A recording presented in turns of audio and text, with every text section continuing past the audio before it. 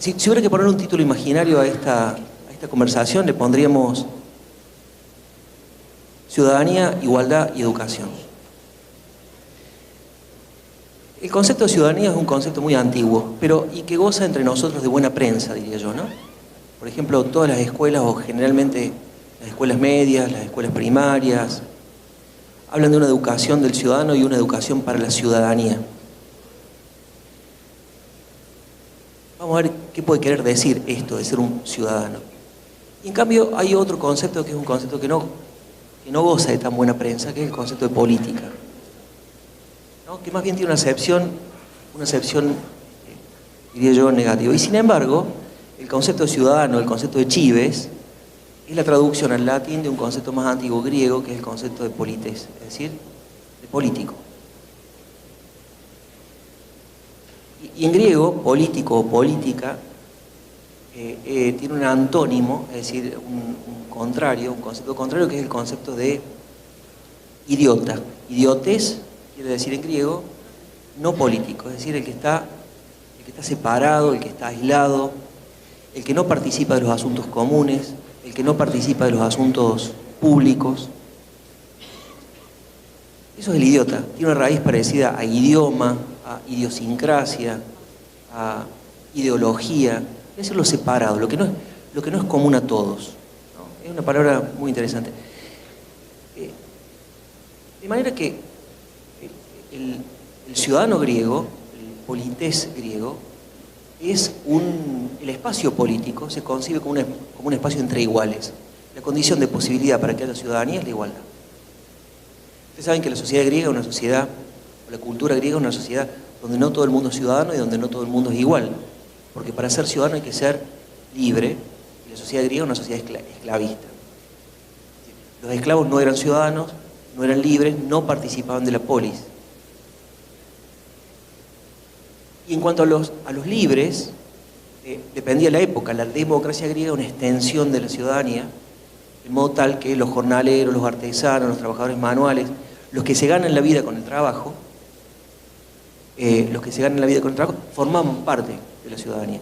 En épocas de no democracia, cualquier otra forma de gobierno, en cambio, los ciudadanos, el concepto de ciudadanía se restringía exclusivamente al de los propietarios, es decir, al de aquellos que no tenían que trabajar para vivir. Pero, como sea, ciudadanía quiere decir una primera persona del singular. Ser un ciudadano significa hablar en primera persona. En tanto que, por ejemplo, nosotros estamos acostumbrados a hablar de los políticos en tercera persona, ellos los políticos, y uno vaya a saber qué, ¿no? Entonces, a mí me parece que voy a arriesgar como una primera hipótesis, diría yo, y es la siguiente. Me parece que ser un ciudadano es concebirse como un ser político, ¿no? Donde la política no es una actividad delegada o transferida a presuntos técnicos, presuntos profesionales, gente instruida o competente. Ya vamos a hablar de la palabra competente, que sabe política, en tanto que la ciudadanía estaría despolitizada, porque estoy queriendo llevar estos dos términos a una especie de sinonimia o de convergencia, ¿no? Asumir la ciudadanía es asumir una responsabilidad política y hablar de la política en primera persona.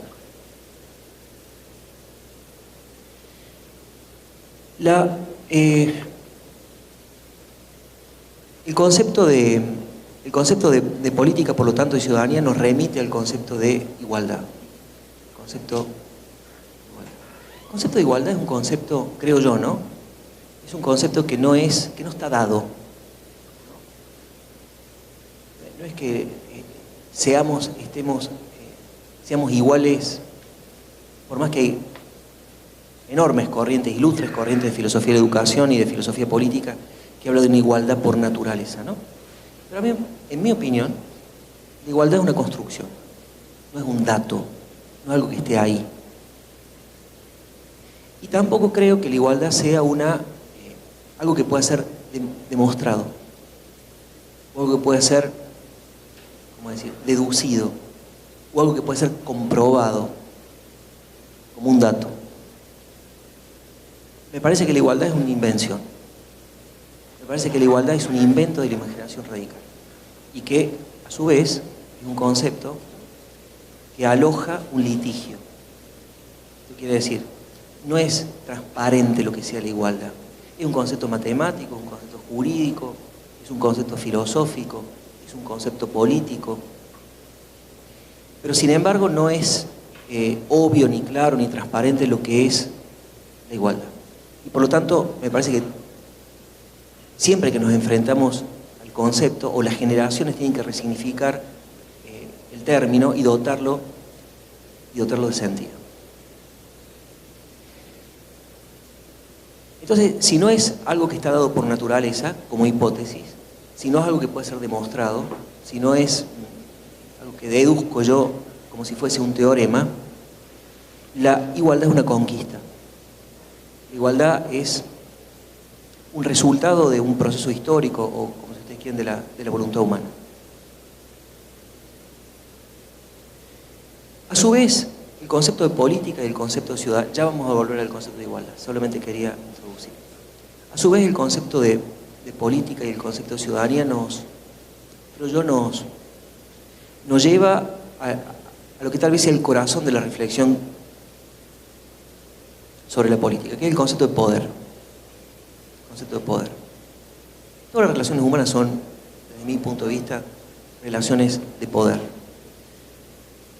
Y ya vamos a interrogar o tratar de interrogar brevemente qué significa el poder en el aula, ¿no? Porque me parece que la educación, digamos, el vínculo educativo es un vínculo que involucra el poder y que puede ser concebida la educación como un ejercicio del poder para la dominación y para el, entre comillas, embrutecimiento, o el vínculo humano en el aula, el vínculo educativo, puede ser una práctica emancipatoria. Y vamos a ver también qué esto de práctica emancipatoria. El concepto de poder es, como no sé, es un instrumento o un conjunto de instrumentos que una persona o un conjunto de personas detentan y ejercen sobre otra persona o sobre otro grupo de personas. El poder es un instrumento. Es algo que a mí me dota de la capacidad de hacerle hacer a otro algo contra su voluntad o de disuadirlo de hacer algo que quiere hacer. Por ejemplo, no sé, ¿qué es lo más obvio? ¿Qué instrumento de poder podría ser lo más obvio? Tener un arma, por ejemplo, ¿no? Tiene un arma, le puede hacer a otro algo que el otro no quiere hacer. Y tiene un poder material de ese tipo.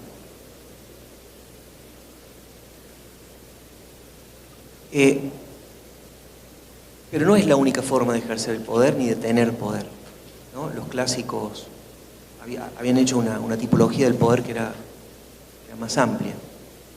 Por ejemplo, ¿qué otra cosa dota de poder a una persona o a un grupo de personas que no sean las armas? Por ejemplo, el poder de un Estado, en última instancia, por una fuerza armada, no porque lo use permanentemente, pero porque es un recurso en última instancia para hacer ejecutar una ley. Exactamente, la segunda forma de poder es lo que los clásicos llaman poder económico, ¿no? El poder económico es el poder de los que tienen plata respecto a los que no tienen plata. Y como todos sabemos, los que tienen plata pueden hacer los que no tienen plata cosas que los otros no. Por ejemplo, pueden comprar su trabajo en un mercado de trabajo. Pero hay, y es muy interesante, digamos, por ejemplo, en toda la tradición marxista, esta forma de ejercicio del poder es la que subordina a todas las otras. Es decir, lo central, lo esencial del poder es la propiedad privada. Pero hay otra forma de poder también que me parece que es muy interesante, que por supuesto no están separadas de esta forma de poder. Analíticamente las estoy separando, pero suelen superponerse. Hay una tercera forma de poder, que es lo que clásicamente se llama el poder ideológico. El poder ideológico. Y el poder ideológico es, en principio, el poder que detentan los que saben sobre los que no saben. El poder, por ejemplo, los filósofos políticos radicales que hacían un análisis del poder, cuando hablan de poder ideológico, se referían estrictamente a un sector o a una casta que eran los curas, ¿no? Los religiosos ejercen un poder que es ideológico sobre las conciencias. ¿Qué es lo que quiere decir ejercer un poder ideológico sobre las conciencias? Infundirles representaciones, temores, esperanzas, comportamientos, conductas, sin que eso signifique tener plata y sin que eso signifique tener un arma.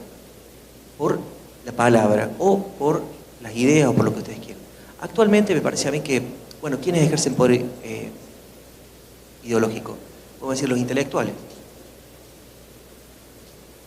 No sé. Ahora menos que antes. Pero si uno piensa, por ejemplo, en los años 70 hubieron muchísimos escritores intelectuales desaparecidos y asesinados.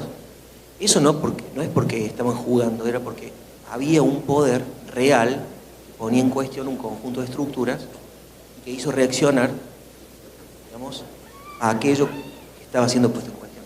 Si no hubiera sido un poder real, no hubiera sido necesario una reacción con esa magnitud de violencia. Los periodistas ejercen un poder ideológico, me parece hoy muy fuerte. ¿Qué quiere decir ejercer? Hacen creer a otros lo que ellos quieren que crean. Tienen las herramientas para hacerlo. Y me parece que también los maestros y los educadores ejercemos un poder ideológico. Digamos, un poder enorme, el poder de la educación. Sobre los niños, mientras más niños, mayor es ese poder, pero no solamente.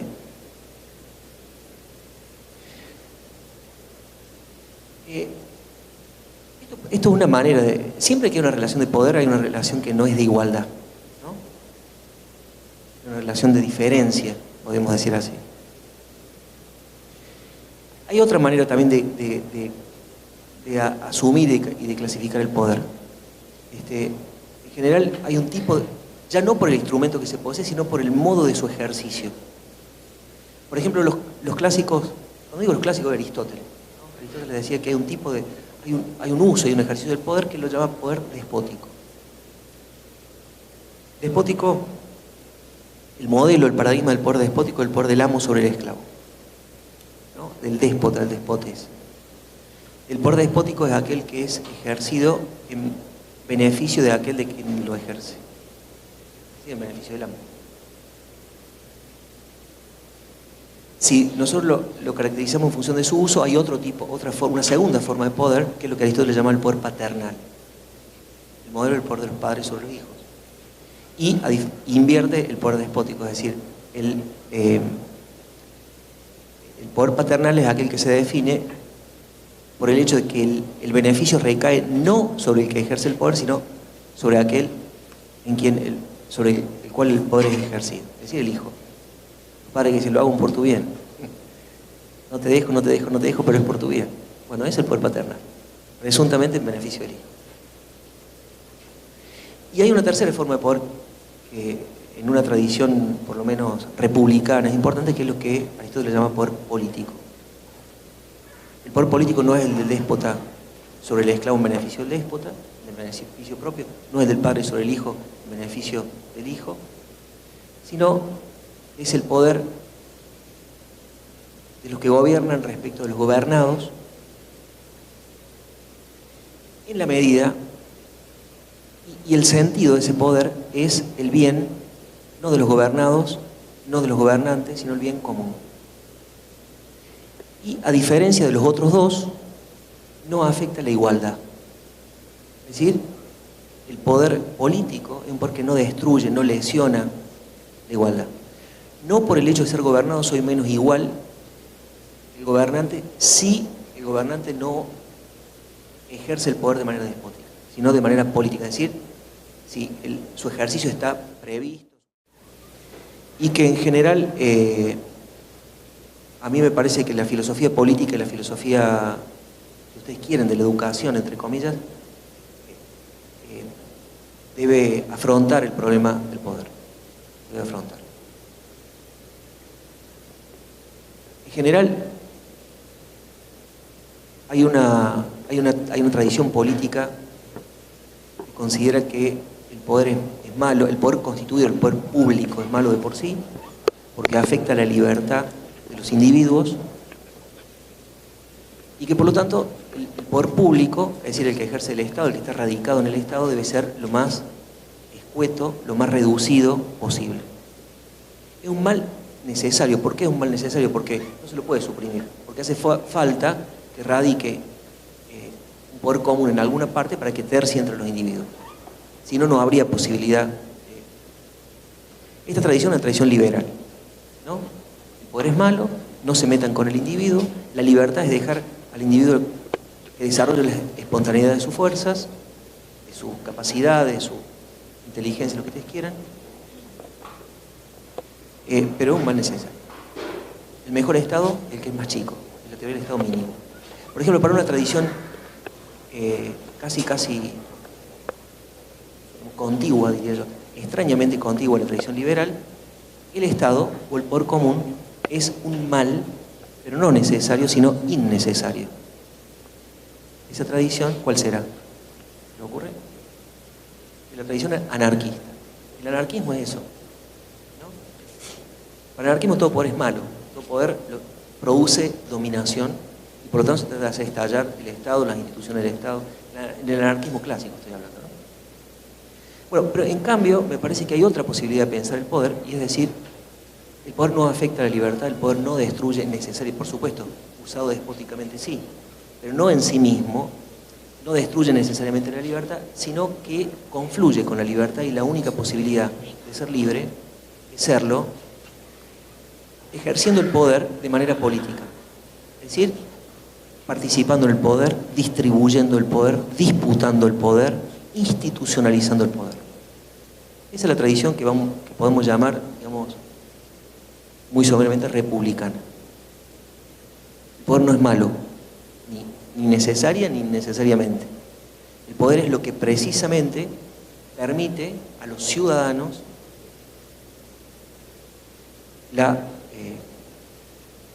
el ejercicio de la libertad. O la libertad también tiene como dos acepciones, una acepción de libertad negativa y una acepción de libertad positiva. La libertad negativa es libertad de, soy libre en la medida en que no me interfieren de fuera ningún poder común. En tanto, esa es la acepción de una libertad como libertad negativa. Pero hay otra posibilidad de pensar libertad como libertad positiva, que es libertad para, no libertad de, que es libertad con, que es una libertad colectiva, no individual, y que necesariamente requiere de un uso político del poder en su ejercicio.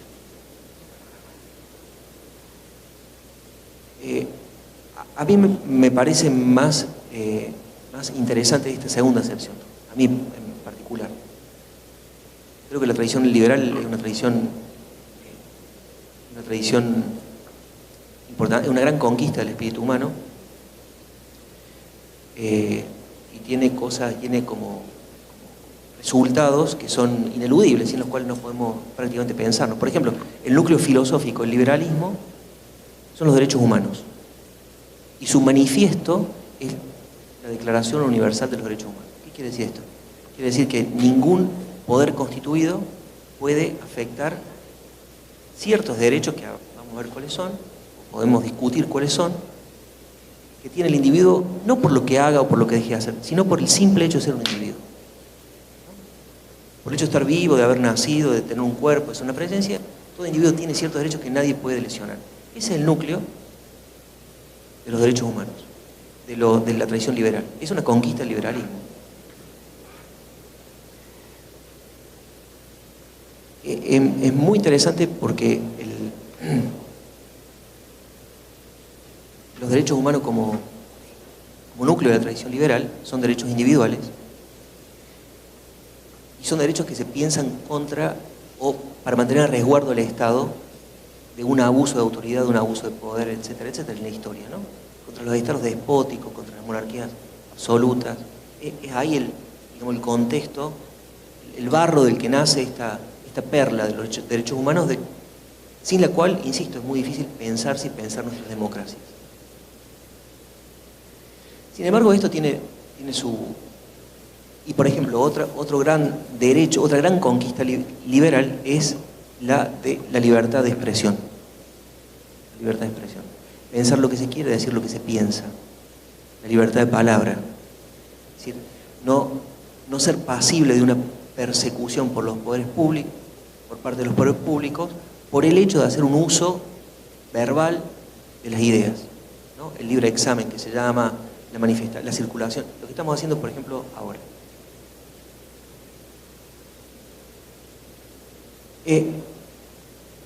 Sin embargo, hay una generación de derechos que me parece que diferente y que es paradójica, que no son los derechos individuales, sino los derechos colectivos.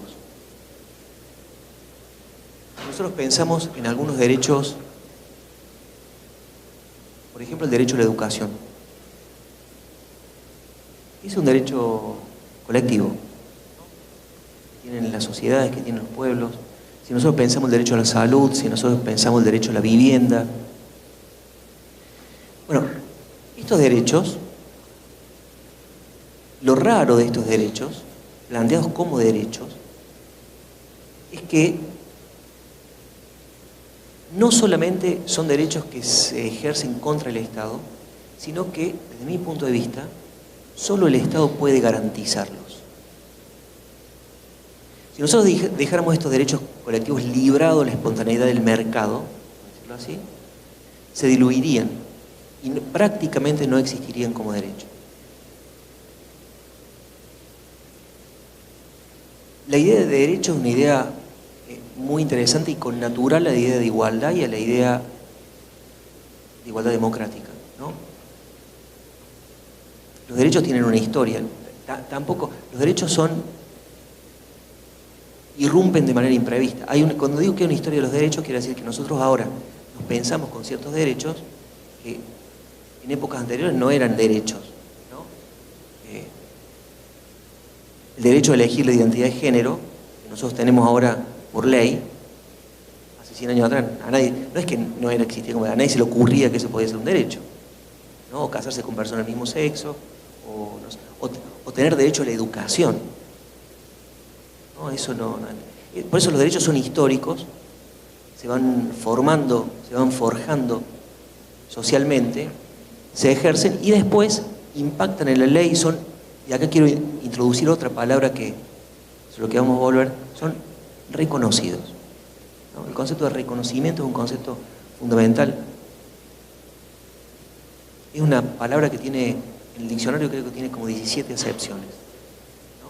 Uno puede reconocer a alguien en una multitud, uno puede reconocer una voz, uno puede reconocer una deuda, un hijo, uno puede reconocer la autoridad o desconocerla. El reconocimiento es muy importante y los filósofos de la política más actuales están vinculando el concepto de reconocimiento al concepto de justicia. La justicia como reconocimiento es una forma alternativa a la justicia distributiva o redistributiva, que es puramente económica, ¿no? Alternativa no quiere decir contraria, quiere decir complementaria, es decir, activa una dimensión de la justicia que la justicia distributiva, puramente económica, no considera. Y que afecta al lenguaje, afecta a las prácticas, afecta a una cantidad de cosas.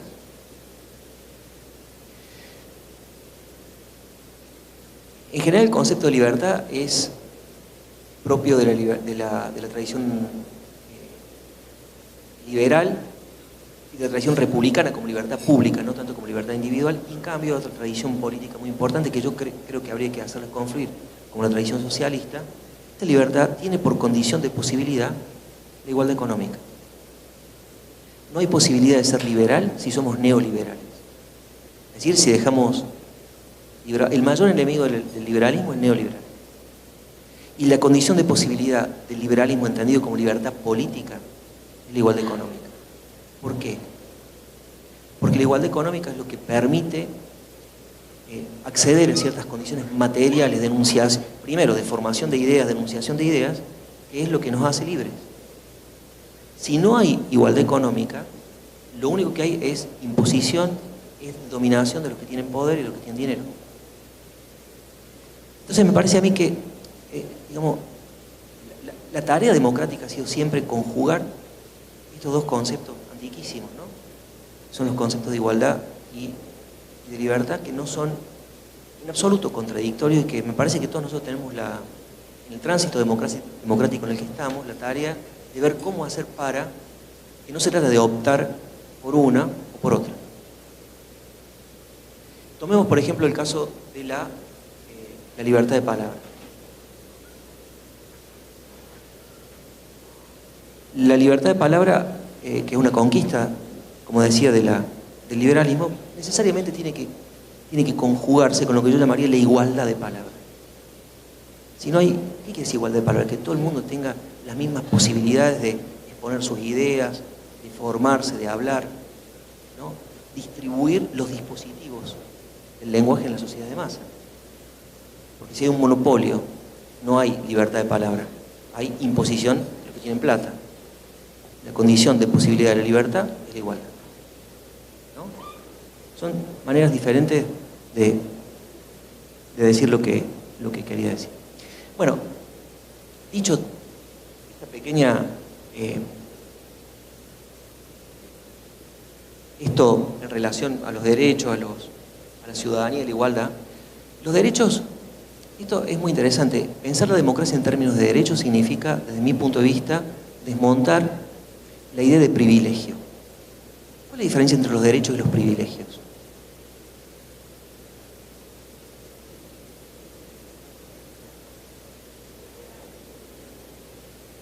Exactamente, el concepto de derecho es por definición universal, ¿no? Por más que su implementación como derecho universal sea una dificultad. Pero teóricamente el derecho, digamos, tiene por núcleo la universalidad. En tanto que el privilegio es normalmente sin otros, contra otros, a costa de otros, presupone que haya otro fuera del ámbito privilegiado para que los privilegios se mantengan, ¿no? Entonces, desde ese punto de vista, me parece también que en un sentido político, ya vamos a ir tal vez a la cuestión que me interesa más, que la igualdad en la educación, pero en un sentido político, lo que llamamos democracia, democracia es nuestro mito, ¿no? No en un sentido peyorativo de la palabra mito, sino en un sentido antropológico. Es decir, mito es un significado, un conjunto de significados que traza un horizonte de sentido fuera del cual prácticamente no podemos pensar, ¿no?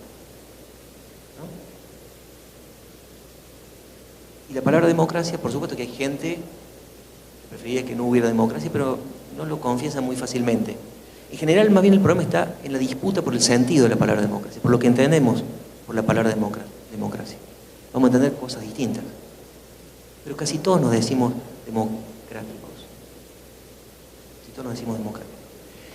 Pero como sea, me parece que si vamos especificando un poco más, la batalla democrática, el combate democrático es una batalla de los derechos, del reconocimiento de derechos contra los privilegios. Esa es la obra de la igualdad, ¿no? Porque la universalidad de los derechos precisamente está sostenida sobre la noción de igualdad. El concepto de privilegio está sostenido sobre la noción de diferencia. Que pueden ser diferencias heredadas, que pueden ser diferencias impuestas, no importa, como sea. Entonces, bueno, toda la disputa. Hay una pregunta que me gustaría hacerme. Dejemos esto como fondo que deliberadamente desordenado, si se quiere. Son conceptos como muy básicos me parece, de lo que nos toca pensar para tratar de pensar el concepto de igualdad en la educación. ¿Y qué significa la igualdad en la educación? ¿Qué significa, y sobre todo una pregunta que a mí me parece fundamental, qué significa una educación para la democracia? La democracia no es, en mi opinión, solo ni principalmente una forma de gobierno. Por supuesto que también lo es, ¿no? Es un conjunto de procedimientos, uno de los cuales es el voto, que consagra legítimamente a quienes están dotados del derecho a gobernar, etc. Pero la democracia es más interesante cuando es una forma de sociedad, más que una forma de gobierno. Es decir, por ejemplo, cuando los ciudadanos no delegan en otros su capacidad política, su poder político, su poder de interpretar, su poder de ocupar los espacios, su poder de ocupar los tiempos, su poder de opinar, su poder de influir en decisiones. Por supuesto que en algunos casos sí, ¿no? Ninguno de nosotros está en el Parlamento argentino para votar una ley, pero no es el Parlamento la única instancia. Una sociedad democrática además es una sociedad que se interesa por los asuntos comunes en la discusión pública. Una sociedad democrática es aquella en la cual, me parece a mí, ciertas cosas como el derecho, la historia, la filosofía, la política, son apropiadas socialmente y son discutidas. Es decir, ustedes vieron que, por ejemplo, ahora hay una gran disputa entre los historiadores respecto de los historiadores públicos, de los historiadores mediáticos, de los historiadores como puede ser Piña, o como puede ser Brienza, como algunos de ellos, al margen de que los historiadores académicos dicen, bueno, pero lo que hacen es malversar el conocimiento histórico y demás. Dejando de lado esa discusión, que no sé, nos llevaría mucho tiempo, sí es cierto que los ciudadanos normales nos dejamos inspirar por la historia, que la historia no es una propiedad privada de los historiadores, no es una propiedad, no puede ser contenida, ¿no? Para cualquiera de nosotros, cualquier nombre, el nombre de San Martín, o el nombre de Rosas, o el nombre de Sarmiento, o el nombre de Perón, o el nombre de Irigoyen, lo que fuera, tiene un conjunto de implicancias que pueden inspirarnos a ciertas cosas, no son neutros, ¿no? Y tenemos una opinión respecto a la historia necesariamente. Lo mismo pasa con la filosofía no es asunto profesional solo, no es solo asunto profesional de los filósofos.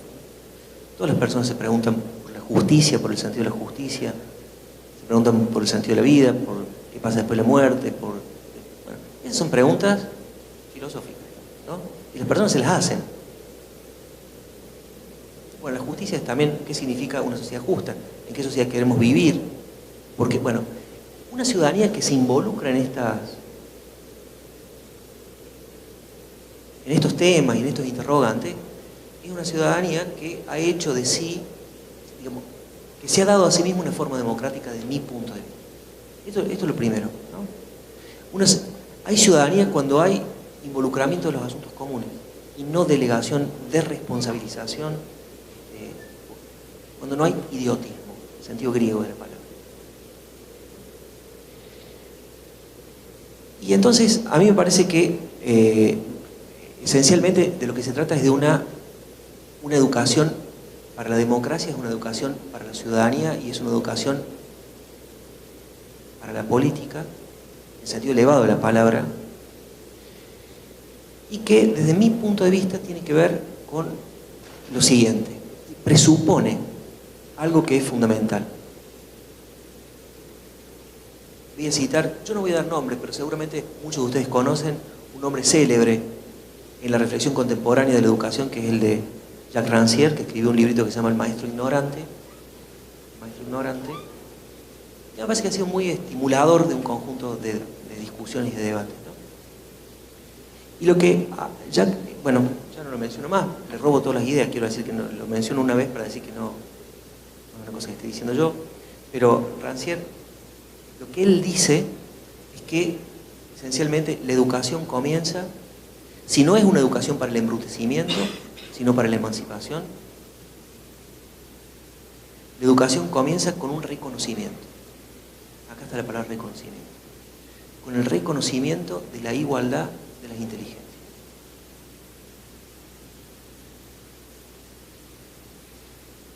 O mejor dicho, él no usa la palabra reconocimiento, yo la metí de contrabando. Lo que él dice es que una educación emancipatoria comienza con una declaración de la igualdad de las inteligencias. El concepto de declaración es un concepto, un sustantivo. El verbo declarar es un verbo que no admite cualquier objeto directo, ¿no? Se puede declarar la guerra, pero no la paz. No puede decir alguien te declaro la paz. se puede declarar la independencia, se puede declarar el matrimonio, se puede declarar el amor, se puede declarar el odio, sí, pero hay otras cosas que no se pueden declarar. No se puede declarar la democracia, por ejemplo. Se puede declarar los derechos humanos, hay una declaración universal de los derechos humanos. La declaración del matrimonio, que dijeron por ahí, es muy interesante porque hay un filósofo del lenguaje que se llama Austin, que descubrió una función del lenguaje que él la llamó, digamos, un uso performativo realizativo del lenguaje. Que son proposiciones, frases, digamos así, que no son ni verdaderas ni falsas, o que no pueden ser estimadas en términos de verdad o de falsedad, que no son descriptivas, que no son comunicativas. Por ejemplo, si yo digo, esto es blanco, es una frase descriptiva que es un poco falsa porque no es blanco, pero, o esto es verde, puede ser verdadero o falso. Pero dice Austin, hay otro tipo de uso del lenguaje, que son realizativos, que producen realidad, que generan realidad. Por eso su libro se llama Cómo hacer cosas con palabras, el decirles, pero es lo mismo. Entonces, el caso del matrimonio, cuando un sacerdote dice, los declaro marido y mujer, declaro marido, el verbo declarar es un verbo performativo, luego que el verbo prometer,